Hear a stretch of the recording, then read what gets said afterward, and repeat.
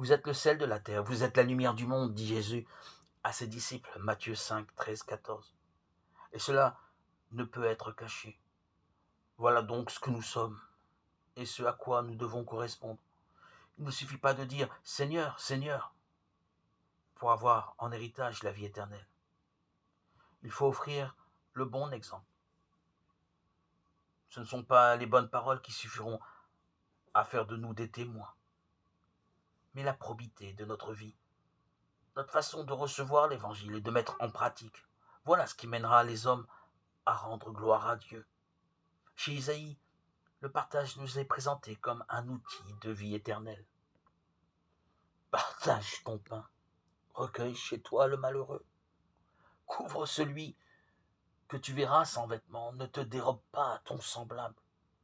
Isaïe chapitre 58, verset 7. Et voici l'effet produit. Ta lumière jaillira, tes forces reviendront, ta justice marchera devant toi et la gloire du Seigneur t'accompagnera. Verset 8. Chez l'apôtre Paul, c'est la force d'un langage proclamé en tremblant qui est manifestation de l'esprit et fait reposer la foi sur la puissance de Dieu. Le Seigneur ne demande pas aux siens de devenir sel de la terre, ils le sont par nature. Ils doivent seulement, par leur vie intérieure et extérieure, garder la saveur de la bonne nouvelle.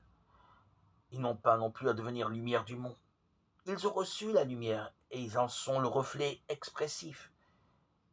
Il leur faut éclairer, c'est-à-dire maintenir ce pourquoi ils ont été créés, choisis.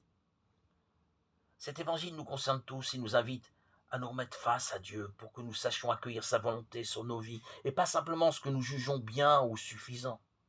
Vivre l'évangile est une ascèse personnelle. Car la bonne nouvelle n'est pas dans l'air du temps, elle n'est pas non plus toujours ce que nous aimerions faire.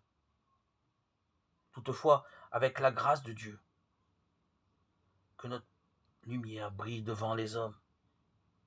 Alors, en voyant ce que vous faites de bien, ils rendront gloire à votre Père qui est aux cieux. Matthieu 5, 16.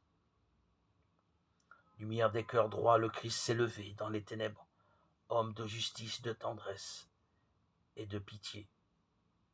Psaume 111, 4.